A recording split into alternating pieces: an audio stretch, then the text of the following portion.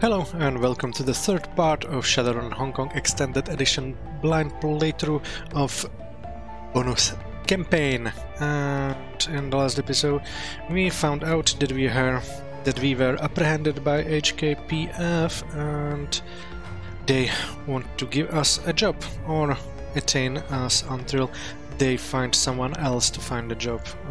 The job is to find out some information about the corruption of Chef Inspector Craig, the head of SDU, who put an APB on our head during the main campaign. And by that they also hired a Jomo, a pirate and smuggler who was helping us a few episodes back as well. So today, before going to the police station where the crate should be hidden, we will help the Jomo a little bit with some of his family issues. So let's go and continue.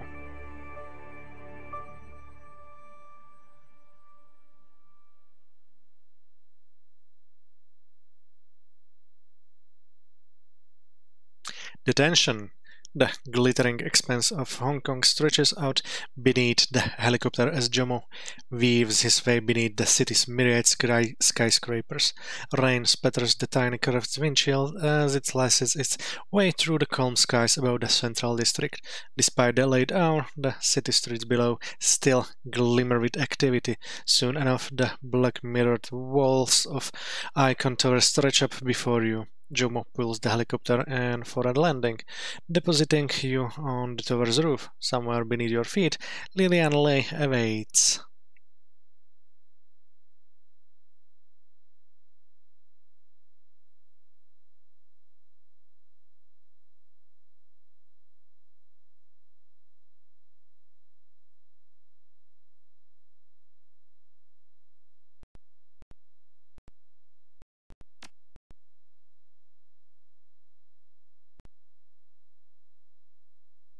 Nothing will be changed with our gear.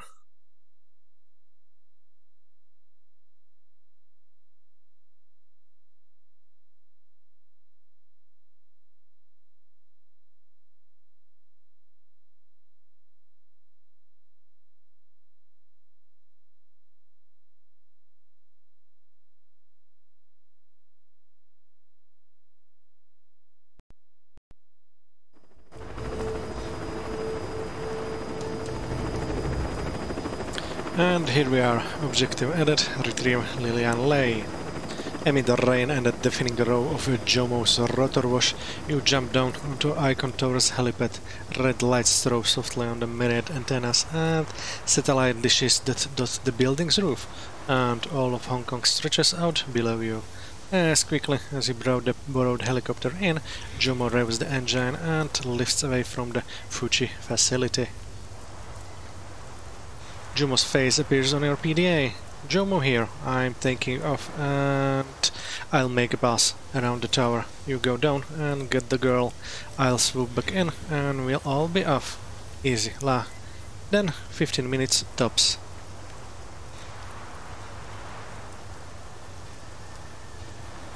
You going to be okay up there by yourself? Don't you have any worries, friend. Jomo may be a pirate, but he still knows how to fly a helicopter. As long as I stay in public airspace, all will be well. Just don't take too long. This bitch is thirstier than my aunt during happy hour. We still have to meet the girls' protection team.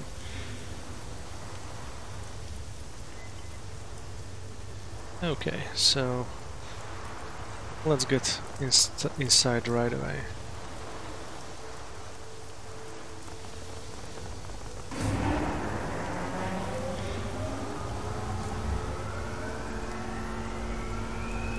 That sounds like an elevator. Intruder detected, moving to intercept. Lethal force authorized. Ah, that's some drones. Okay, let's fight the drones with a drone.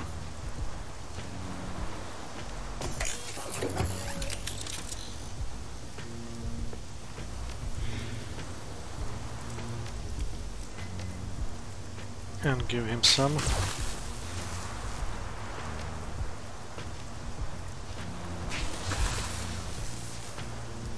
Moves to be better at hitting stuff.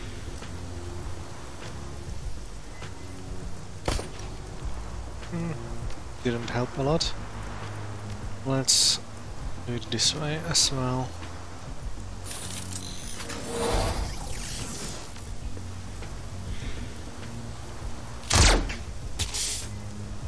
Woohoo!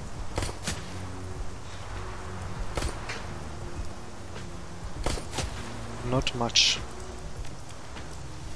Okay, so I think this is the best.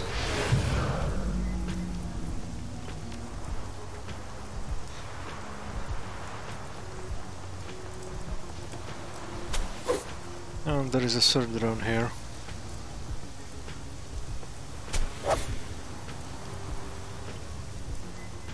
Oh.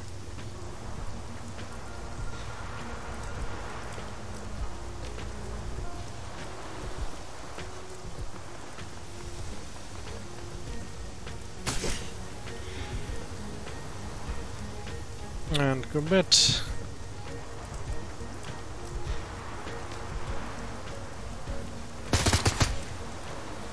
Seven damage, not much.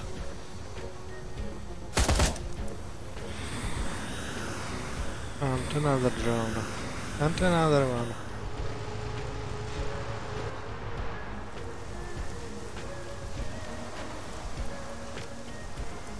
Let's heal him up. No sight. Okay.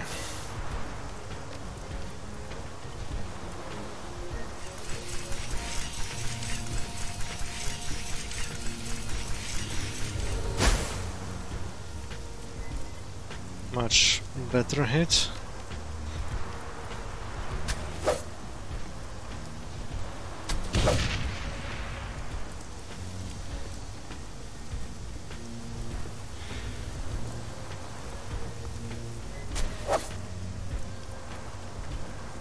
A little lag, but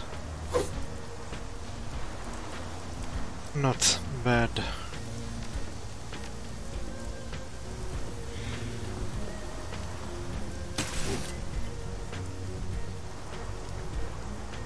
It's asleep, so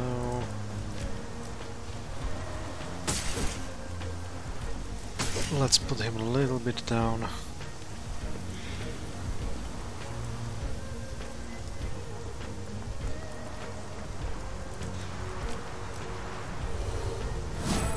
At least a little bit of recovery.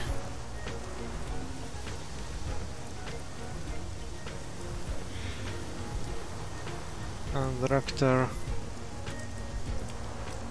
Here you go.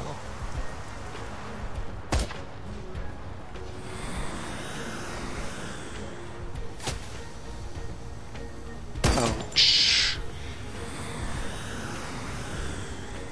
These two are really powerful.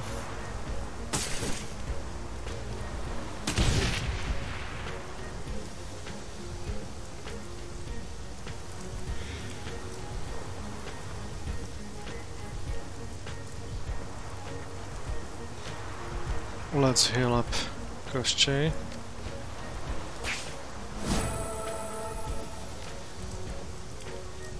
And I don't see the first one here. Somewhere hidden. Oh, good. No.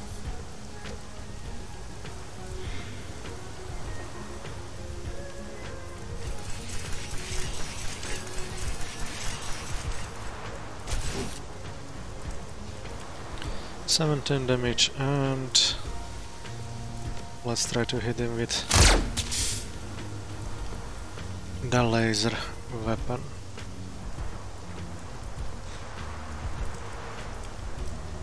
You there?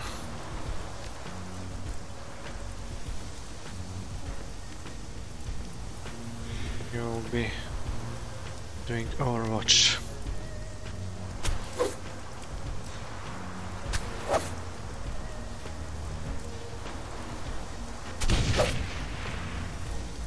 And let's go here.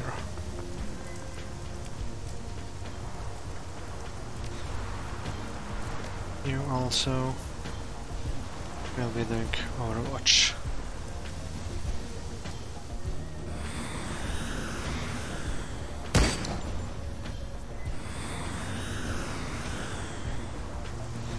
Huh. Okay.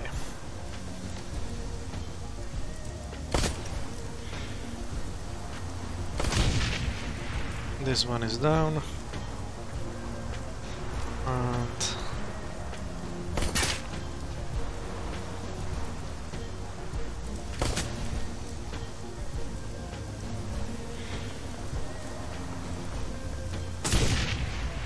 And all of the drones are down. So, nothing else around here.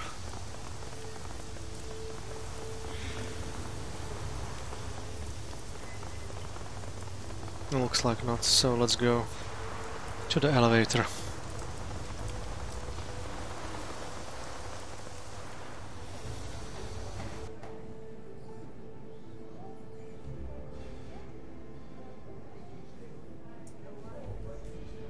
Okay, we're inside.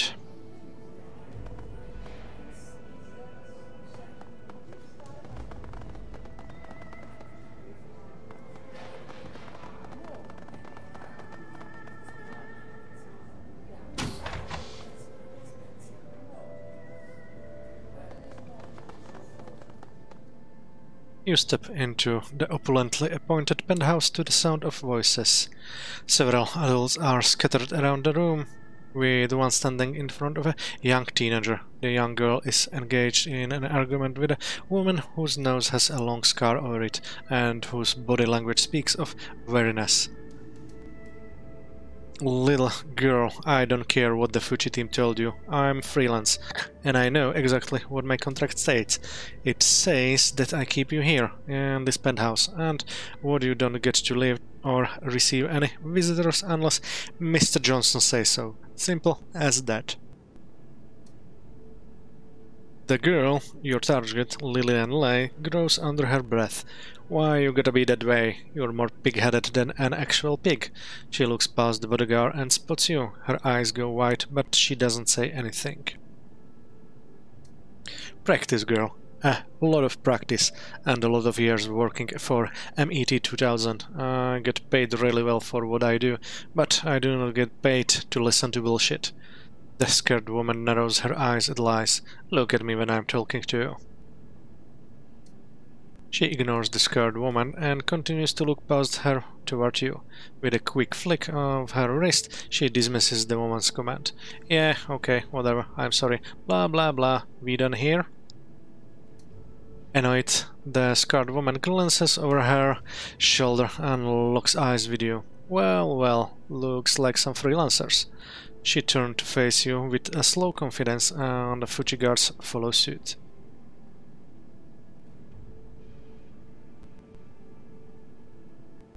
Why would a dignified merc like you be slumming it up with Fuji?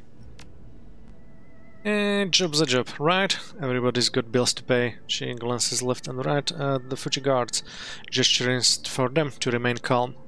The name's Conair. Insane Isane Conair. Maybe you've heard of me. Should I have? I guess not. No matter. Looks like we've got a problem. You're a freelancer, and so am I. I'm getting paid to guard this girl, and you must be getting paid to take her out of here. Isane clenches a fist and pops each knuckle independently. Seems like it will be you against me. That does seem like the most probable course of action. Koshchei scuttles forward as Killing Legs splaying menacingly. Shall we? Isane folds her arms with a smirk. Come on, I'm a professional. You think I feel threatened by my own kind? we don't have to fight. Oh yeah, how do you figure? Isane crosses her arms over her chest. Waiting. Intelligence option? Fuji wouldn't have hired you if their own people were up to the job, and they're your only backup. Isane cocks her head, eyeballing you warily. She doesn't make any more move to attack. Oh yeah? What makes you say that? Look at us. We are obviously prepared to kill anyone who gets in our way. We are expecting to. That, in turn, means that we're certain your Fuji friends will afford us no significant difficulty. To it, we will kill all of them without breaking a sweat. Perhaps you aren't being paid enough to pay us with so little backup. Huh? Isane pursues her lips, eyes locked on yours. I guess that's one way of looking at it. She nods suddenly. Yeah, okay. This job isn't make or break for me, and I don't particularly like Fuji to begin with, so I think that I'm gonna go get a sandwich or something. The Fuji security officers in the room make no move to leave, but exchange nervous glances with one another. Isane looks on to the other Fuji guards in the room. Hey, if you guys wanna stay here and bleed, be my guest. Personally, I only like earning money that I live to spend. As she starts to walk toward the floor, the rest of the Fuji officers quickly follow.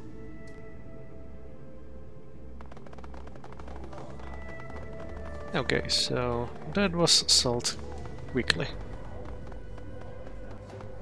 Let's check the penthouse first. A healing cell. Just take it. Into the stash. And there is a cred stick, hopefully.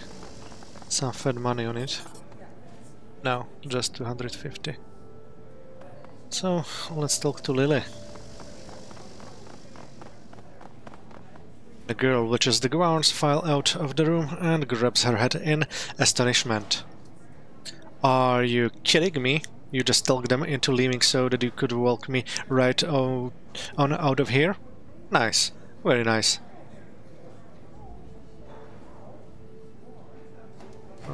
Are you hurt? Lily shakes her head. No, they were pushing, but it's not like they were waiting on me or anything. Wailing on me or anything. Okay, cool. Let's book it. I'm betting that pighead, I mean Isane, is calling in backup right now. Escape. Okay. New objective, so let's do that.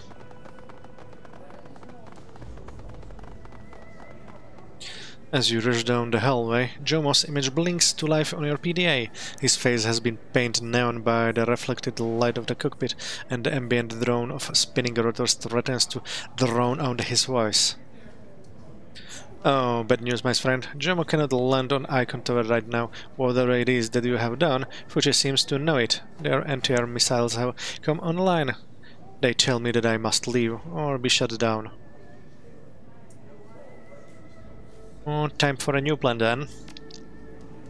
Get down to the street. Fuji may control the air around Icon, but the streets are for everyone. If you can find a nice open area, I will land the helicopter to pick you up. In the meantime, I will call to change the meet location for the girl's pickup. We'll have to do it in front of Icon. Jomo won't risk being shut down with the girl aboard. As long as we can get to the street, we should be safe. Fuji might send group troops into the public, but they will not risk a corporate war by bringing heavier ordnance to bear. Their surface-to-air missiles will be useless to them. The question is if we can guarantee Miss Life's safety. And we'll see. We'll wait for that.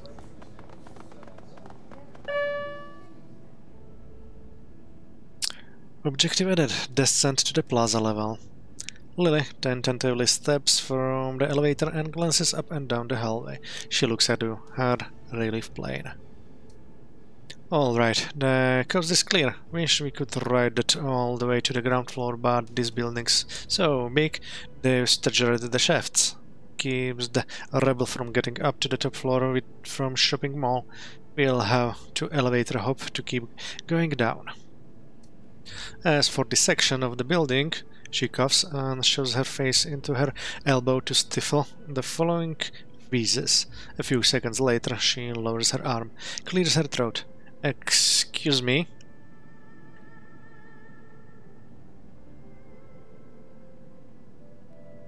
You okay? That didn't sound good. Lily waves a hand dismissively. It's nothing, just dust in my nose. As I was saying, I think that this level just contains a bunch of mixed rooms, offices and meeting rooms, and maybe some management residencies. She shrugs. Probably. Gobet shoots Lily a sidelong look. Just a guess? Because that seemed kinda specific. Lily smacks a hand to her forehead and lets out a low, frustrated groan. Are you for real right now? Or does your line of work just make you crazy paranoid?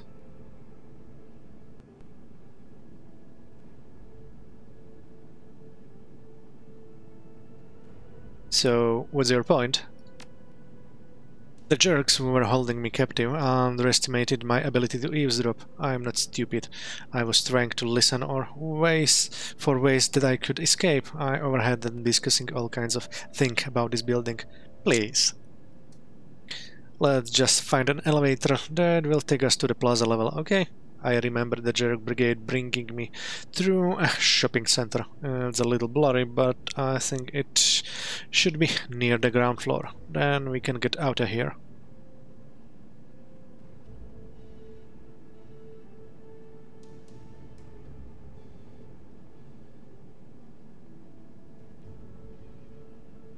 Got it. Anything else you remember that might be useful to us? Her nose scrunches as she considers your question. She rolls forward and backward on her heels. Just that. There are a lot of people in Icon Tower, but you probably won't lock the whole place down. There'd be too much backlash, which means that there might be other ways out of this building. Okay, so... let's see. What's in this area?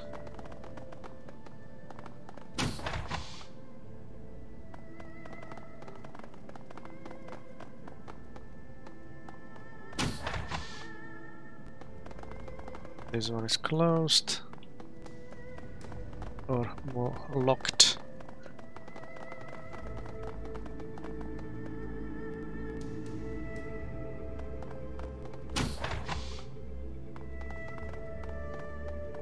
Ventilation shaft.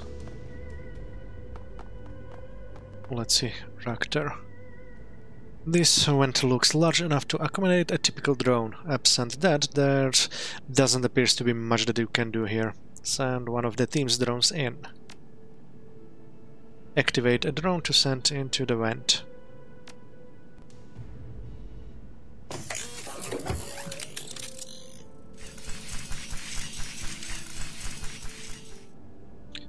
Let's see what is there.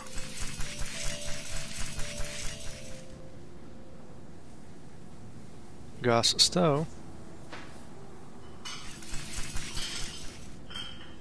This gas range is a rarity in the age of microwave induction stoves. Judging by the row of works and large pots nearby, someone who works on this floor must be a fan of traditional Chinese cooking, something much harder to do without large amounts of open flame. Examine the stove more closely.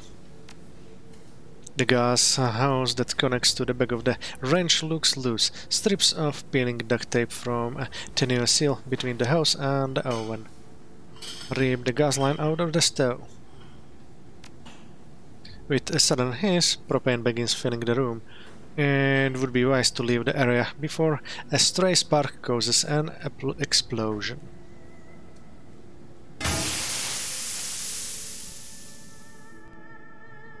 Okay. So nothing else here.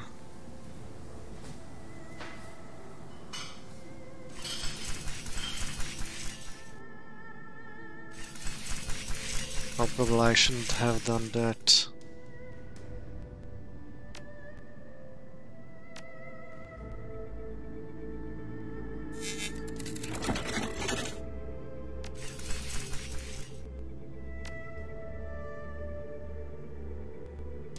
Okay, so we'll have to run around.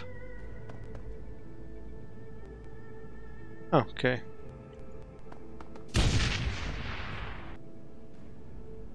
As the sounds of the gas explosion fades, you hear the thump of boots in the distance. Gaichu cocks his head and listens. 5, perhaps 6 people running to investigate. Keep our fingers crossed that we are lucky. We may just have diverted the guards on this floor to that stove.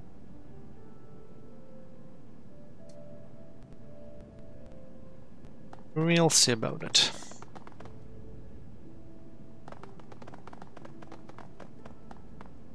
Okay. I don't have any number yet.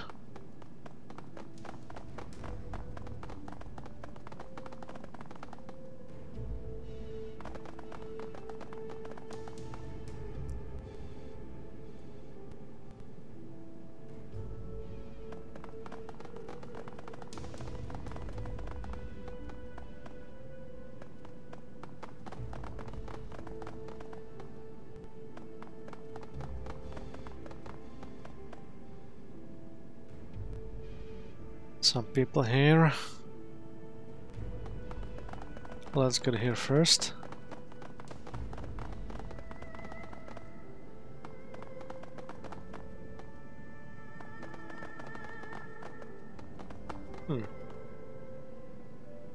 Francis Cho.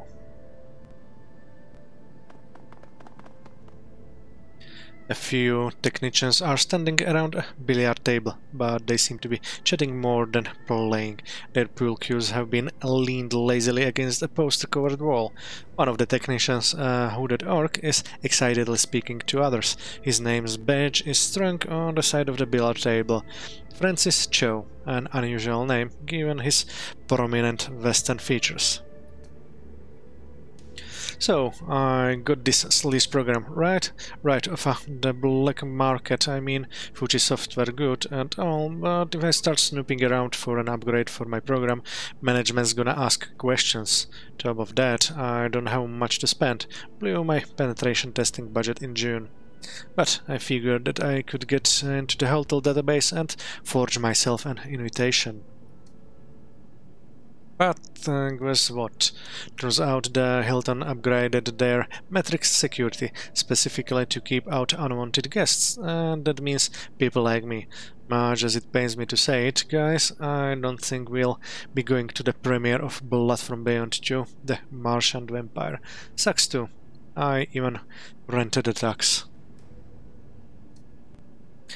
Oh shit, I was really looking forward to seeing Long Tagwa in person.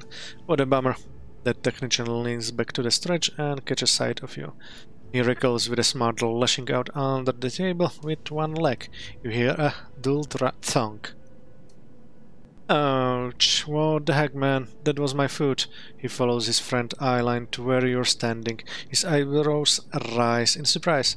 Oh. Oh.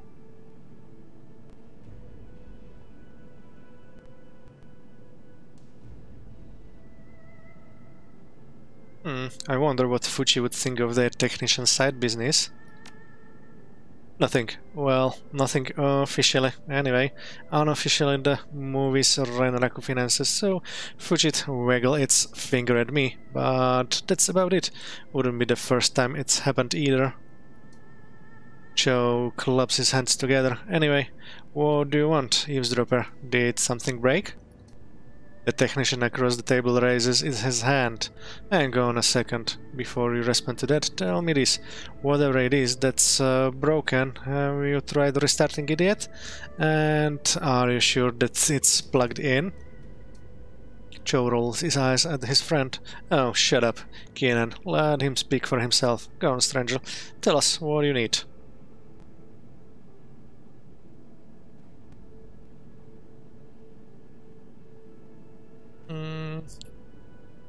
What are all those people doing in the lobby?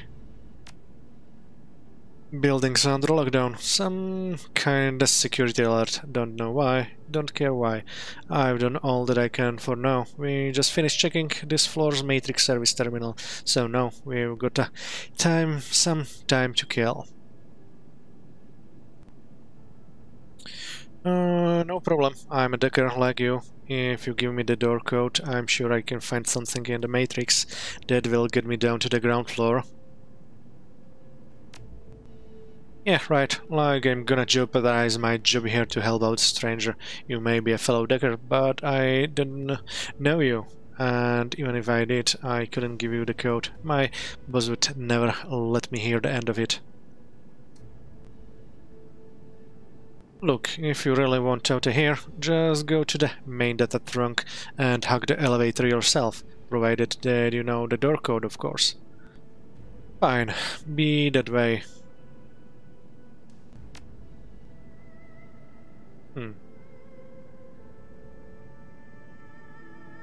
The technicians are still huddled around the billiards table. Joe turns as you approach, his hood-drawn hands stuffed in his pockets.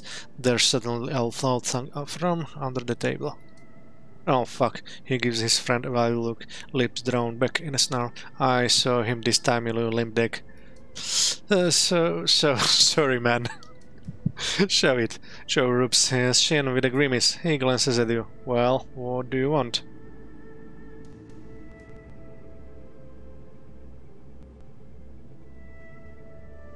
Is there a matrix checkpoint on this floor? Sure. Every level has one. This level is west of the storage closet. It's where we go to fix the real nasty tech problems. Mind if I take a peek? Sorry dude, it's locked. Only myself and one other guy have the code. He stands up straight, pulls off his chest a little. You can practice the self-importance waiting off of him. Can't give it to just anyone, you know.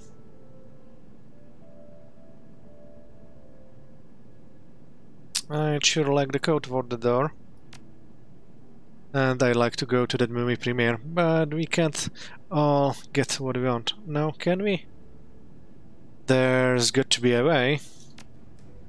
Sorry dude, burden of responsibility and all. Alright, see ya. Okay, that's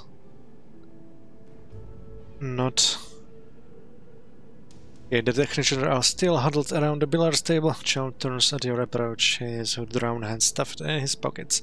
There's suddenly a loud thunk from under the table. Oh fuck, he gives his friends a wild look. Lips drawn back in a snarl. I saw him this time, you little dick. Sorry man. Show it. I'm looking for a way off of this floor. Is there a secondary elevator that I could use? Sure is. There's a freight elevator west of the executive elevators from the penthouse level. You won't be able to use it though, at least not without the matrix override, and that's locked up tight. Mind if I take a peek?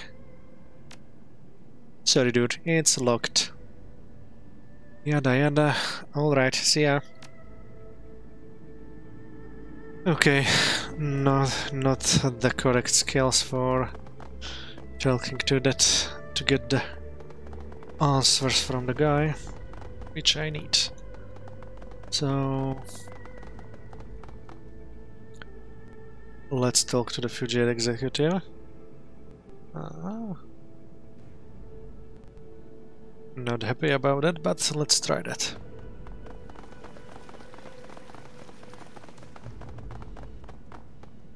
An irate man, probably an executive by the meticulously groomed look of him, towers over a cringy security guard. The guard's data slate is clutched tightly to her chest, but her face is turned away from the man.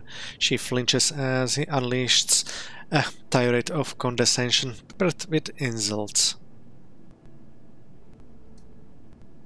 Young woman, I am Jens Rasmussen, the Vice President of Shipping for Future Orbital Dynamics. Derision drips from his tongue as he addresses the woman in a slow, loud voice. I am one of the highest-ranking executive in the city, and this keycard gives me the access to those elevators. I don't care what the explosion was, I'm leaving this floor. The guard shrinks away from him. Her voice sounds small in comparison, but there's force behind it. I'm sorry, sir, but regulations state that you must remain on this floor while the other guards investigate the fire alarm. I have specific orders from my superiors. All non-essential persons are restricted from leaving at this time. The executive twists his torso, turning to face you. His mouth is curled into a sneer. Can you believe this, the nerve of these people? As he turns back, the fabric of his jacket shifts.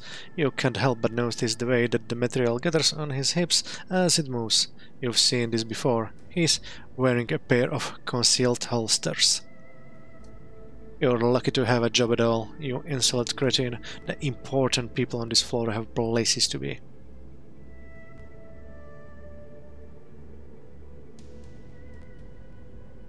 Excuse me, Mr. Rasmussen, can I have a private word with you? He rolls his eyes, huffing imperiously. Yes? What on earth do you want from me? He steps away from the elevator guard. He turns away, muttering into her comlink. I don't know you, do I? I don't believe that we've ever even spoken before.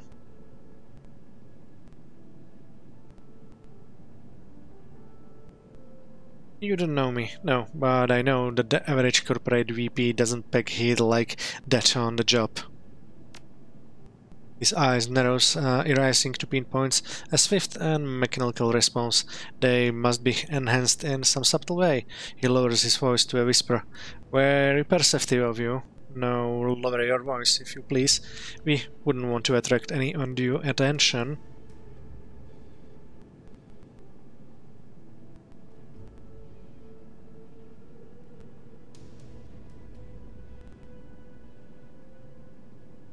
Don't worry, I know a faceman when I see one, and I have no interest in giving you away. And I know a fellow Shadowrunner. I'd market you as soon as you walk into the room. He jerks his head in Lily's direction. An extraction job, I take it. Best of luck.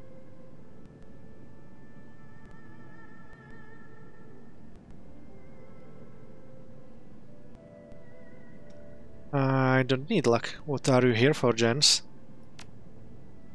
Missing friend. I come here from London looking for him. I follow his trail here to Icantura and then nothing. He jerks this head towards the elevator guard. Look, we are both professionals and we both need to get off this floor. Your odds of that are better if our cover stories remain intact.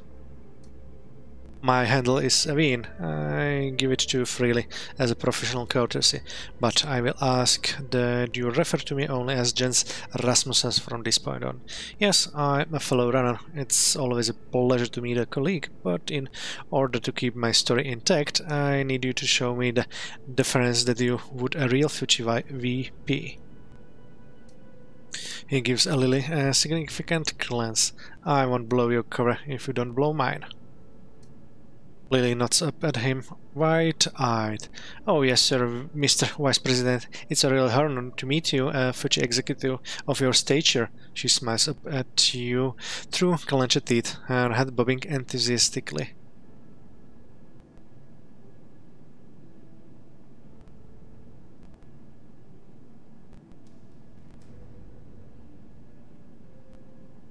Looks like little Lily here has spoken, and she's the one who writes the checks. What a charming niece you have, friend. His voice regains the imperious bluster that it originally carried. He smooths the fabric of his coat with one hand as the elevator guard wearily returns her attention to him. Now, about that elevator.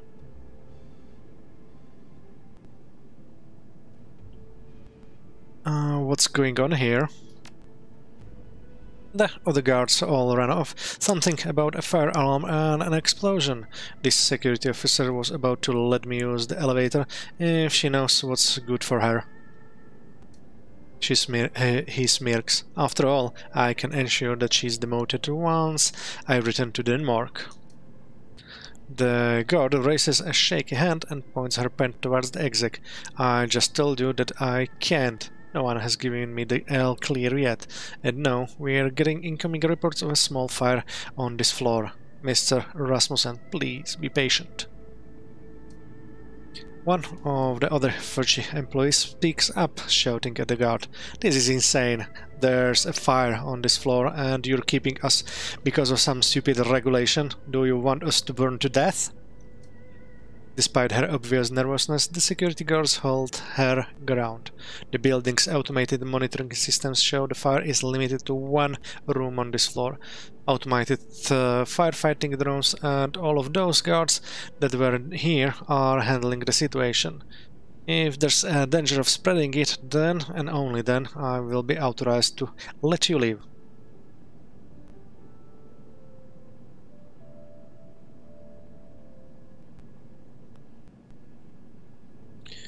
By the time it could be too late, would it do any harm to let people with high-level clearance through? The guard fidgets with her clipboard, glances back and forth between you and the Fuji executive. You see her brow furrow, and her mouth forms a straight line. Her eyes fix on the clipboard in her hands. I suppose not. I could let people with high-level clearance through. Jens flings his wrists into the air. Finally! What a mess this has been. I'll make certain that your superiors hear about this. No, excuse me, I have a meeting to attend. Got room for me in that elevator. Points at Jen. I'm with him. The guard's free hand flies up to stop you. Absolutely not. This man's paperwork checks out. You, however, are staying right here. If you don't let me on that elevator, I'll make sure that there's a BG-122 misconduct form on your boss desk by this time tomorrow. Etiquette security option. She blenches. You wouldn't. Mr. Rasmussen has the appropriate permissions. The procedures surrounding these situations are a little nebulous, but you aren't him. I can just let you waltz out of here alongside him. If anyone asks, this man here is an associate of mine. No, my new friend, and I have business to attend to. Step aside. The security guards even dart around the room as if searching for an answer to her dilemma. They eventually return to her clipboard.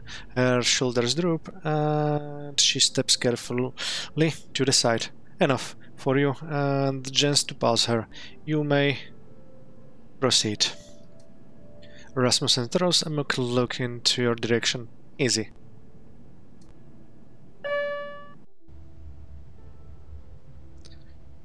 Okay, objective complete and another edit. Get outside. Lily lets out a breath with a small, satisfied noise. Her pallid skin tone flushes for just a moment as she smiles. Yep, this is what I remember. Shops and restaurants and all that jazz. The exit should be nearby. Let's cross our fingers that there ain't too many security guards.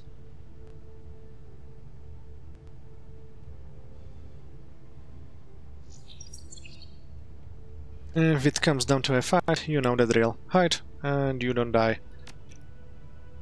The girl narrows her eyes and puckers her lips in annoyance. I'm freaking pro at this point. Have you ever seen my hiding skills? Of course you haven't, because I'm that good.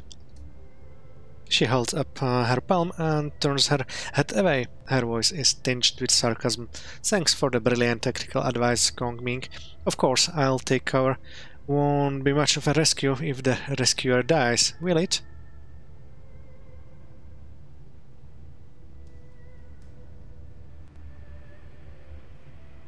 Just trying to make sure that doesn't happen. Lily's posture loosens. She coughs hard in her hand and then studies the floor at her feet before looking up at you apologetically. Okay, maybe. Thanks or something. Glad to see that you've got my best interest in mind. Okay, so there was one room I missed up there, but at least we were able to get out of here through the normal elevator.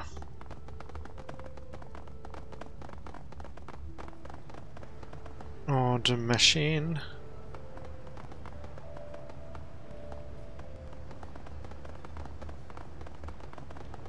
Okay, let's check first everything here and then maybe click on the odd machine. Ah, there is a mage.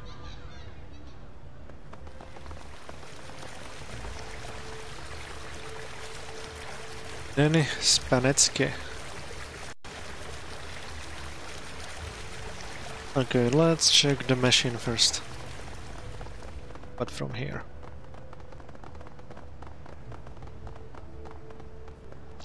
Across the plaza, a number of guards are arrayed near the exit. Their faces are attentive and their eyes scan the crowd every few seconds.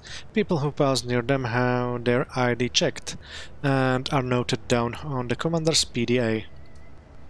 Gaichu slowly nods, apparently impressed. Those guards are well trained. I can sense their suspicion. I suggest that we either give them a wide berth or attack them before getting too close. Maybe we can find another way out of his plaza level, or at least some kind of distraction that we can make. Let's look around. There's got to be something we can use. Okay. Let's check the other machine first, and then here.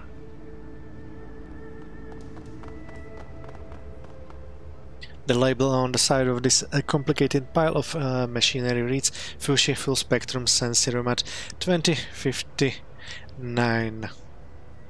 And small handwritten note beneath says official use only. There aren't any visible controls, just a solitary chip slot and a few diagnostic ports. Oh hey, they have one of these in Kaitak Night Market. It's an all-in-one 3D projector and music system. They bust it out during festivals to bring spirit to life, like projections of Go during the Moon Festival or Santa Claus during Christmas. It's really cool. Leave the machine for now alone. And then we will try the red party, because I really want to know what's in the different rooms.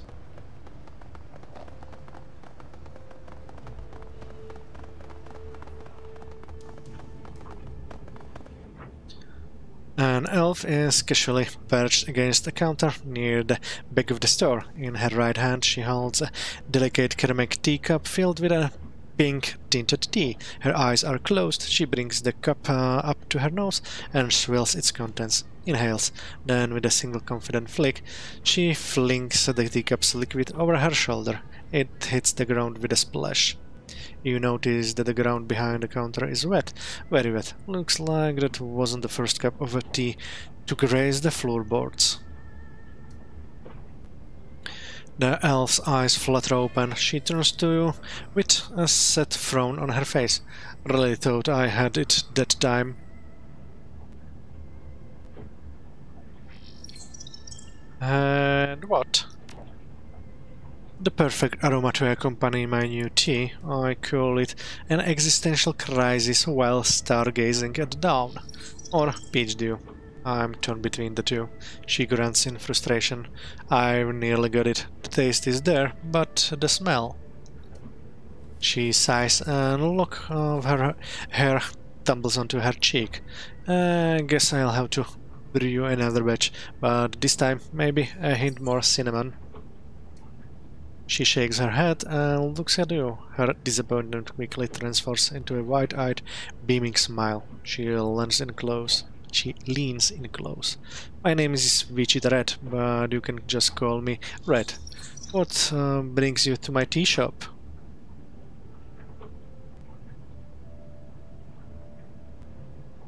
Tea.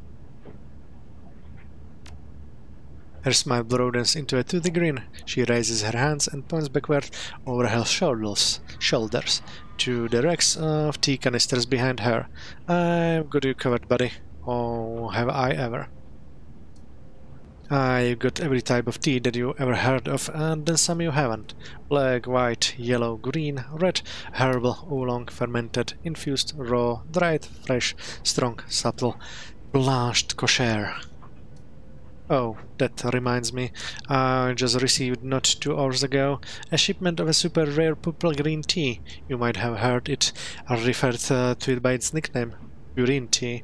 I know that it sounds strange. Red pitches her voice and pretends to be talking as she wiggles her hand by her head. But red, green tea can't be purple. It's green.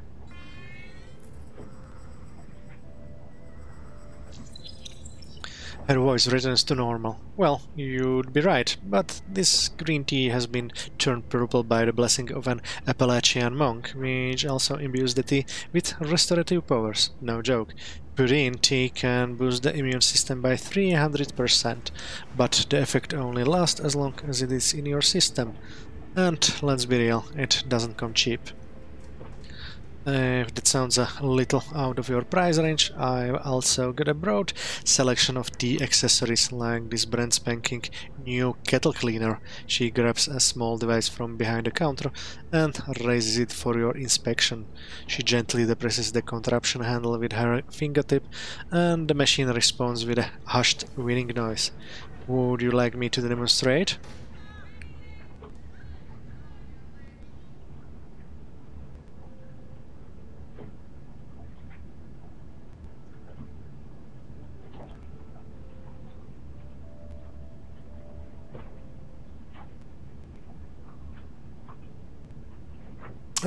Just remembered that I'm caffeine free now. Sorry. Red claps her hands together. Not a problem. I've got a large selection of caffeine-free herbal teas, and many of my most popular teas have decaffeinated variants. Would you like me to show you?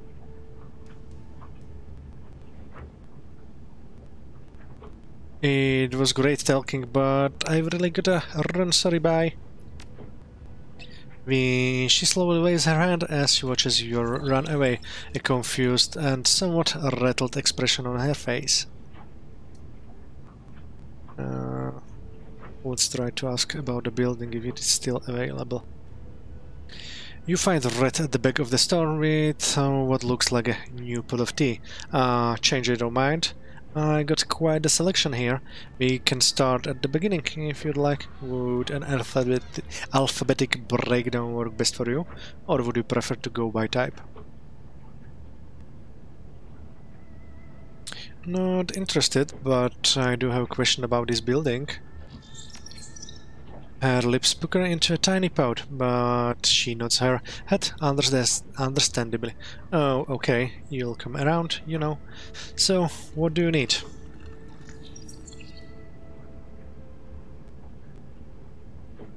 Is there a cargo bay or storage room on this floor? Sure is. Like I could fit all my teas into this tiny store, huh? You'll find both of them just across the way. Of course, you need the right credential to access it. Why do you ask?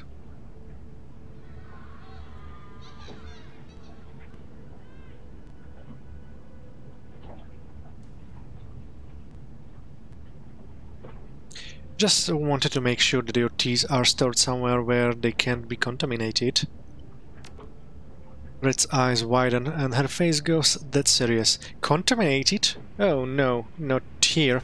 I sell only the finest, purest teas available, and I personally inspect each load we're delivered. You can count on quality here. That's all I needed to know.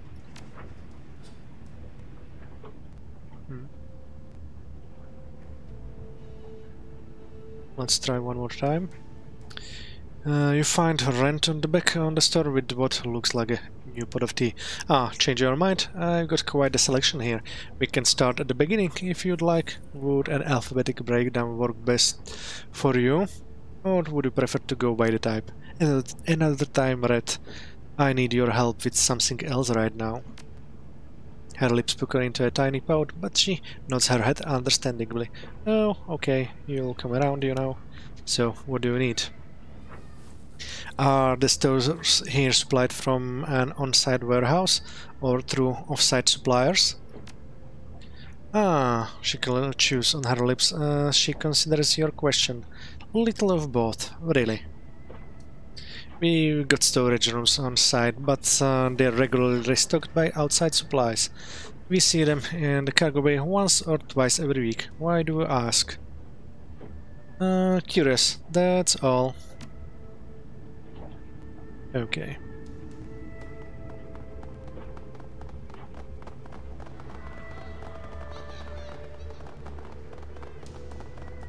So let's talk to that one guy there. And we'll see.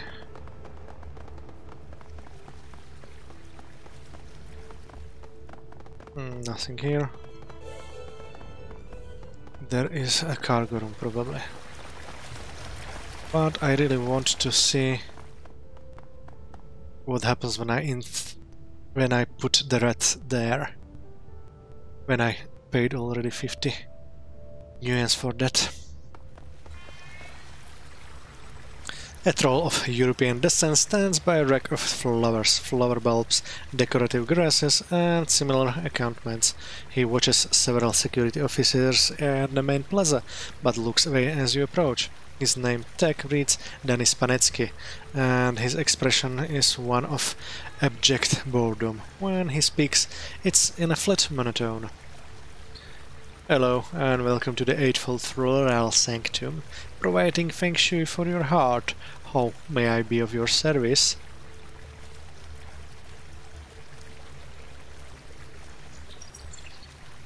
This is a flower shop. Then he nods, rocking back and forth on his heels. That's right, we provide bouquets, wreaths, funeral floral essays, trellises, ikebana, cascades, nosegays and assorted topiary. Services includes consultation, arrangement, replanning and hypoallergenic gene-spliced floral variants. Then he plows ahead, deadpan voice never once betraying a hint of emotion. Remember, if you can dream it, we can create it. No job is too big, and no detail too small for the Eightfold Floral Sanctum. Remember us in happy times and sad, weddings and funerals, anniversaries and divorces, feng shui of the heart. Spanetsky, So you're not local? The troll sighs and nods, his eyes turning toward the floor. Yeah, that's right, I'm from Chicago. My brother's a big shot manager with Fuji, so when they moved him out here to Hong Kong, I thought I'd open a flower shop, you know, Japanese building, and they love ikebana. Sounds like you're not enjoying it very much. Then he cocks his head, looking genuinely confused. What? No, I love this place. The people are so polite, everything orderly and has a routine, and business is great. You wouldn't believe that the number of people who want floral arrangement in Hong Kong. Oh wait, you must mean my voice, nodding. Denny sighs sadly. It's just the way I talk. I am sorry if it puts you off, but it's really a lovely building and a lovely city. How do you get into flowers? It's just sort of happened. You know how it is. One thing leads to another, and sooner or later you find yourself in a foreign country selling flowers to corporate executives who wouldn't give you the time of day if you were in their home country. You know, because you're a troll. Then he nods, and the barest hint of a smile grazes his lips. I goblinized, and my brother didn't, so the non-Japanese branches of Fuji are okay with him being an executive. My mom always seemed to think that I resent him for it, but why would? He's making all that money in a big, boring office, and I get to be down here, interacting with customers. Isn't that great? Right, anyway, let's talk about something else. If you like, I'm here to listen. What's with the guards? They're not letting anyone out of the building unless they have executive clearance. Something about a security situation. Then he shrugs. Not my business.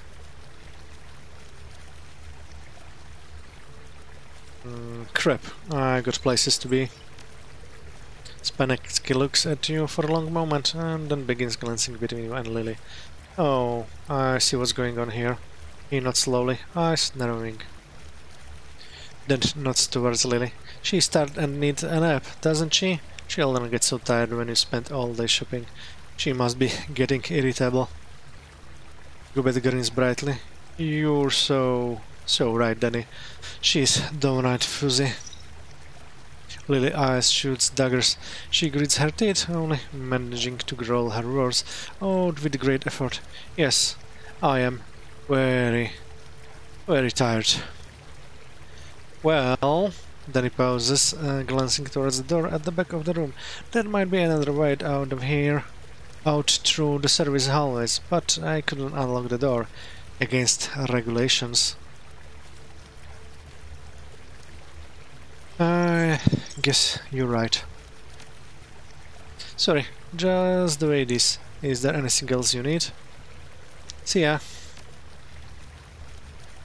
Okay, so let's first check the machine, and then we will might be thinking about 250 nuance for him.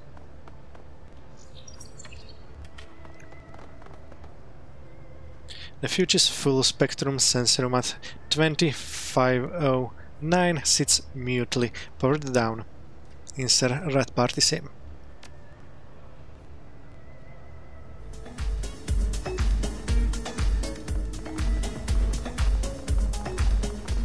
Rats everywhere!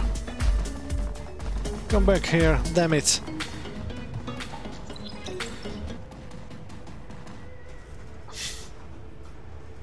That was nice. And it cost only 50 nuance.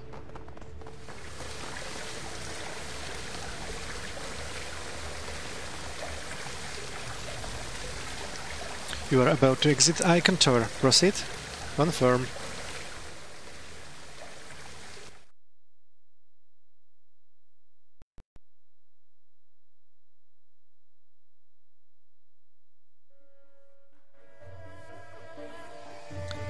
And that was it for today's part of Shadowrun Hong Kong Extended Edition bonus campaign playthrough.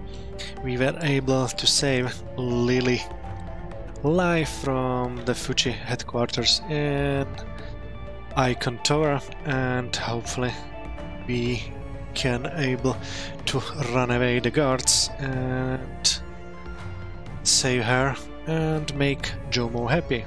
But we'll have to wait for that until the next episode.